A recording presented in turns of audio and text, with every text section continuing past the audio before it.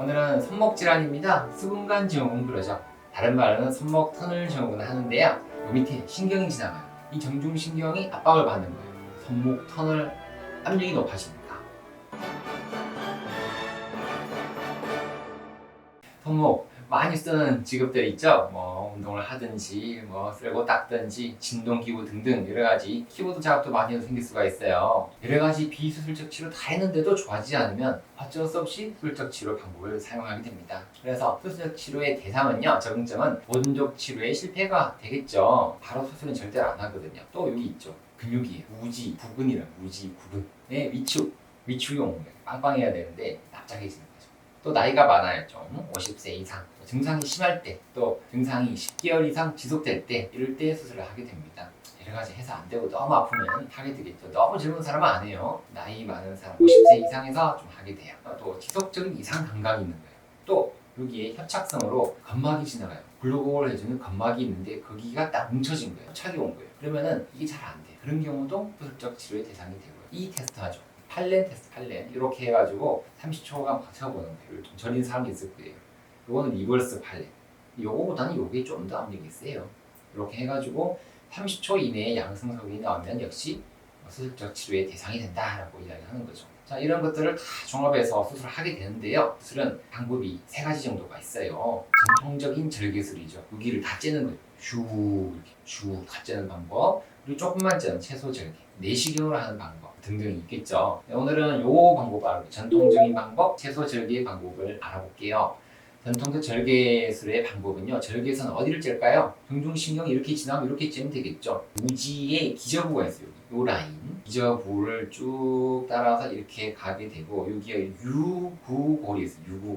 유구골에 요 기저부를 잇는 골두, 유구골 골두를 잇게 되면은 이 선의 이름이 바로 카플란, 카디날 선이라고 해요.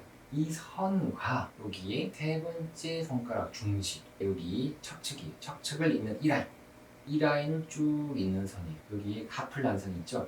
유구골이 있어요. 이렇게 잇는 선과 요 선을 잇는 라인을 잇게 되면 요 선에서 꺼면 돼요.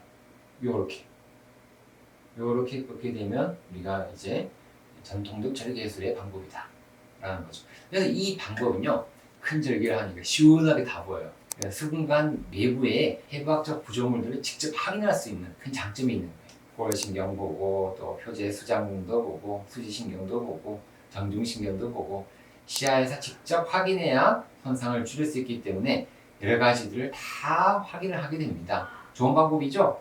그래서 전통적 절개술에도 대상이 있어요. 류마티스 관절염이 되게 되면은 손가락이 여기 뭔가 좀 다 굳어 있어요. 손목도 그렇고 손가락도 그렇고 다 굳어져 있거든요. 그렇기 때문에 이럴 때는 좀 큰 절개가 필요하게 됩니다. 또 통풍이 생기게 되면은 끈적끈적하게 염증이 생겨요. 이렇게 되면 채소 절개로는 이게 잘 안 보이거든요. 그래서 좀 크게 열어야 돼요. 정식성 건막염이 생기는 거예요. 감압술과 동시에 건막 절제술을 같이 해야 되는 경우가 있거든요. 그럴 때는 이렇게 통풍해서 같이 하게 되고, 또 채소 절개를 했다든지 그냥 전통적 절개술로 수술을 했는데 다시 또 재발하는 경우가 있어요. 재발하게 되면은 어쩔 수 없이 많이 열어야 돼요. 채소 절개는 안 됩니다. 손목이 고정된 환자, 이 손목이 골절이 돼가지고 이렇게 다 고정이 돼 있어요. 그 다음에 움직이려고 하는데 잘 안 움직여요. 딱딱하다. 이런 경우에도 이게 잘 안 움직여지니까 전통적 절개술을 사용하게 됩니다. 좀 큰 경우죠. 이렇게 크게 째야 됩니다. 그리고 또 유착성 신경병변이 있죠.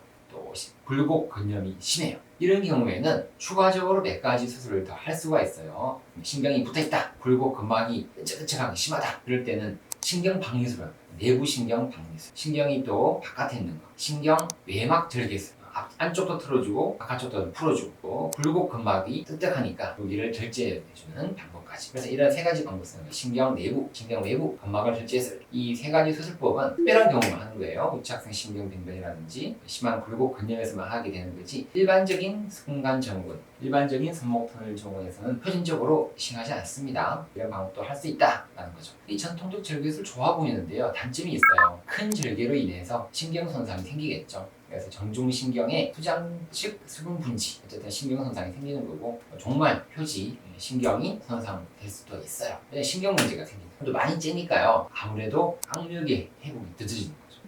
누구나 다 마찬가지죠. 크게 찌는 것보다는 조그맣게 째도 하는 수술을 좋아하게 되죠. 당연하게. 채소 절개. 그래서 원이 요 금이 있어요. 여기. 손목, 원이, 불곡, 금. 요거죠. 요 선이 있고요. 그리고 여기 또 무지로 가는 금이 있죠. 무지 구금. 구금을 여기랑 여기 척척을 따라서 2, 3cm 정도 원입으로 피부 절개를 하게 됩니다. 여기 요 라인을 따라서 여기에서 무지 부분의 척척을 따라서 조그맣게 째는 거예요. 2에서 3cm 정도만 째서 감압술을 하게 돼요. 째는 방법은 뒤에 영상이 있어요. 그거 보시면 잘 할 수 있어요. 장점은요, 당연하게 죽은 연고 조직 손상을 최소화할 수 있죠. 많이 안 째니까, 조금만 째니까. 근데 뭐 단점도 있겠죠. 조그맣게 째는 대신에 이게 잘못 째다 보면은 위치가 안 맞아가지고 위치가 안 맞게 되면은 잘못하면은 등중신경 여기가 박리가 잘 안 될 수가 있는 그런 단점이 있겠죠.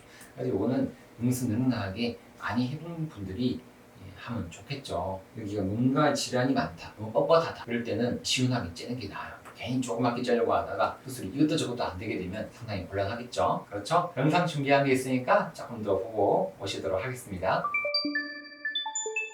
수근관 정후는 눌려주는 신경이 정중신경입니다. 이것이 눌려지게 되는데요. 요 위에 있는 요거 트랜스버스 카팔 리가멘트 횡수근인대라고 하는데, 이 녀석이 안 좋아져서 눌려지게 된 병이 수근관 정후군, 손목 터널 정후군이 됩니다. 이렇게 눌려지게 되면 이렇게 빨갛게 달아올라요. 염증이 생겨가지고요. 그래서 전통적인 방법은 이렇게 시원하게 좀 째요. 시원하게 횡수근인데 근처로 쭉 째면 최고 좋죠. 그런데요, 이거 많이 째니까 안 좋더라. 그래서 여러 가지 방법이 발전되게 되는 거죠. 많이 째게 된 경우 제가 설명했죠. 류마티스도 있고 염증 질환이 있고 구도 있고 하게 되면 많이 째는 것이 좋습니다. 조금 째려고 하다가 수술이 더 오래 걸리고 피부에도 문제 생기고 여러 가지 안 좋죠. 어쨌든 이렇게 횡수근인대를 이렇게 잘라주는 것이 수술의 최종 목표가 되는 거예요. 그래서 이거 횡수근인대 보이죠? 횡수근인대의 압력이 증가돼서 이렇게 정중신경이 빨갛게 달아올라. 이렇게 이렇게 이상감각이 생겨요. 그래서 이상감각이 오래되게 되면 수술적 치료가 필요한 경우가 되겠죠. 이렇게 전통적 절개술은 째게 돼요. 이런 식으로 째게 되면은 여기에 횡수근인대가 노출이 됩니다. 노출이 잘 되는 것이 목표예요. 조금만 째가지고 노출만 된다 그러면 굳이 많이 찔릴 필요는 없거든요. 조금 째가지고 요 횡수근인대만 탁툭 잘라주면 수술은 끝나요. 손목 끝에 레벨에서 약간 위에 있죠? 횡수근인대가 손목 이렇게 손목금이에요. 손목금보다는 약간 원위부에 있어요. 여기보다는 약간 원위부에 있는 것이 되겠죠. 그래서 이렇게 채소 절개를 합니다. 조금 쨌죠? 조금 째가지고 하면 최고 좋죠. 여기보다는 약간 원위부에 있는 거예요. 채소 절개의 타겟은. 많이 안 찌면 최고 좋은데요. 여러 가지 방법들이 있어요. 그래서 어쨌든 간에 2cm 이내로 좀 해보자 라는 것이 우리가 목표가 됩니다. 째가지고 이렇게 횡수근인대가 노출이 잘 된다 그러면 1cm만 째도 되고, 근데 너무 조금 째면 아예 안 보여요. 피부 밑에 아무것도 안 보이고 수술이 탄으로 갑니다. 피부도 안 좋아지고. 그래서 적당히 찌는 것이 좋은 것 같아요. 그래서 여기는 전통적인 방법 채소 절개, 내시경적인 방법, 내시경적인 방법까지 있어요. 등장을 해서 요즘 많이 하고 있어요. 목표는 횡수근인대를 잘라내는 것이다. 그래 전통적인 방법이에요. 이렇게 했는데요. 왼쪽 손 같은 경우에는 마이크로 나이프로 이렇게 아주 조그맣게 이렇게 하는 방법까지 최근에 많이 개발이 됐습니다. 이 전통적인 방법, 여기는 미니 오픈, 여기는 내시경적인 방법, 이런 방법들, 여기 울트라 미니 말리, 정말 보이지 않는데요. 이런 방법까지 개발이 됐네요. 1번은 미니 오픈인데요. 미니 오픈 치고는 좀 많이 쨌네요. 그렇죠? 이 정도 돼야 미니 오픈 될 것 같아요. 여기선 이 정도까지 되면 미니 오픈. 이거는 전통적인 방법이라고 보셔야 될 것 같아요. 여기까지 되면 전통적인 방법, 여기는 미니 오픈. 내시경적인 방법도 쓰고요. 마이크로 인비시, 여러 가지 방법들이 많이 발전이 됐습니다. 수술적 방법은 정형외과 의사가 고민을 좀 해봐야 될 부분이고, 수술하기 전에 담당 주치의 선생님이랑 잘 상의하시면 도움이 될 것 같습니다. 영상 마음에 드셨죠? 그러면 어떻게 해야 돼요? 좋아요와 구독을 꼭 누르시면 감사하겠습니다. 오늘도 건강하고 행복한 하루 되십시오. 안녕히 계십시오.